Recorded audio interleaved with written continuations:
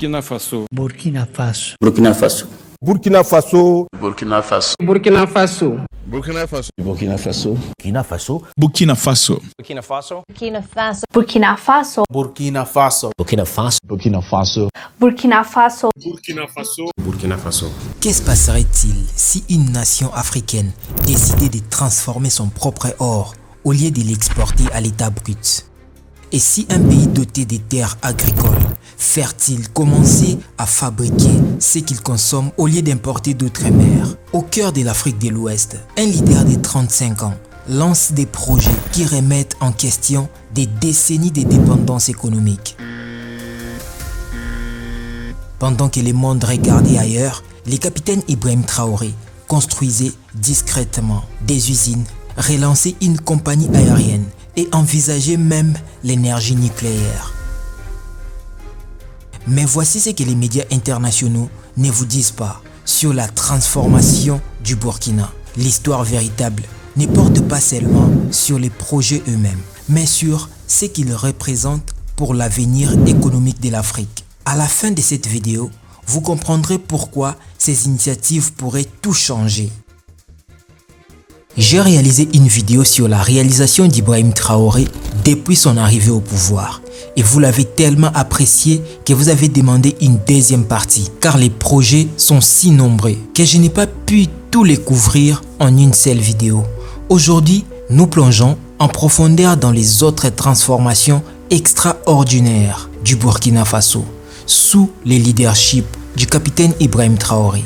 Depuis son arrivée au pouvoir en 2022, Traoré a lancé une série de méga projets couvrant l'agriculture, la manufacture, l'exploitation minière, l'énergie et l'éducation. Contrairement à de nombreuses initiatives de développement africaines qui restaient théoriques, ces projets sont déjà en cours de réalisation. Ce qui rend cette histoire fascinante, ce n'est pas seulement ce qui a été construit, mais pourquoi ces initiatives spécifiques ont été choisies et ce qu'elles révèlent d'un nouveau modèle de développement africain. Restez avec moi jusqu'à la fin car je révélerai les facteurs clés qui pourraient déterminer si cette vision audacieuse réussira ou échouera, ainsi que les rôles cruciaux que la diaspora africaine pourrait jouer. Commençons par un projet qui répond à un problème bien connu en Afrique, la renaissance d'Air Burkina.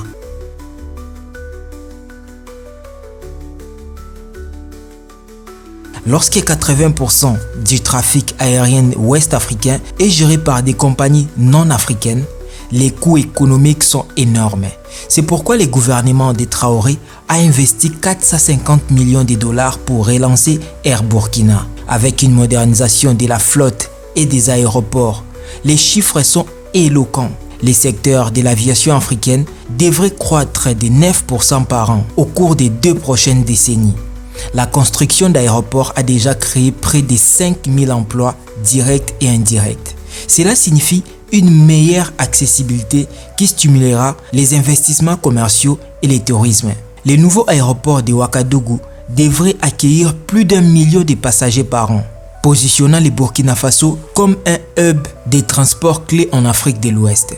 Mais à quoi bon développer des industries et des liaisons de transport si les richesses du pays continuent de s'écouler à l'étranger? Cela nous amène au projet peut-être le plus stratégique de Traoré, une raffinerie d'or. Savez-vous que le Burkina Faso est le 5e producteur d'or d'Afrique, mais que pendant des décennies, presque tout cet or quittait le pays sous forme brute, sa véritable valeur étant captée ailleurs. Cela change radicalement avec la première raffinerie d'or du Burkina Faso, conçue pour traiter plus de 150 tonnes par an. Ce n'est pas juste une usine, c'est une déclaration de souveraineté économique. La raffinerie créera 100 emplois directs et plus de 5000 emplois indirects. Augmentera les revenus de l'État grâce à une meilleure collecte des taxes sur l'or traité.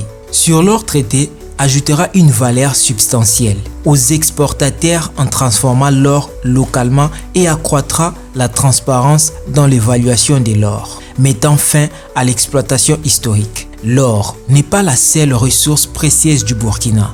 Le pays est aussi le principal producteur de coton en Afrique de l'Ouest. Mais le schéma a été le même.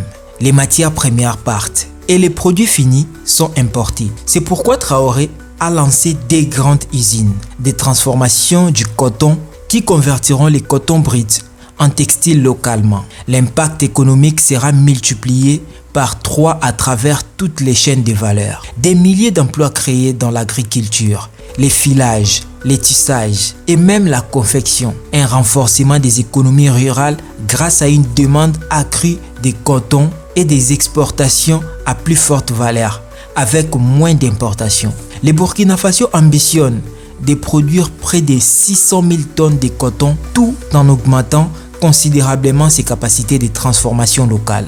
Mais la manufacture nécessite un ingrédient essentiel, souvent rare en Afrique, l'énergie.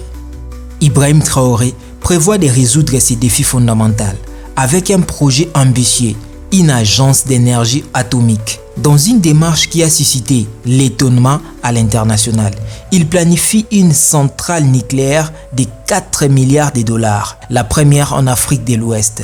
Ce n'est pas seulement une question d'électricité, c'est une question d'indépendance énergétique comme base pour l'industrialisation.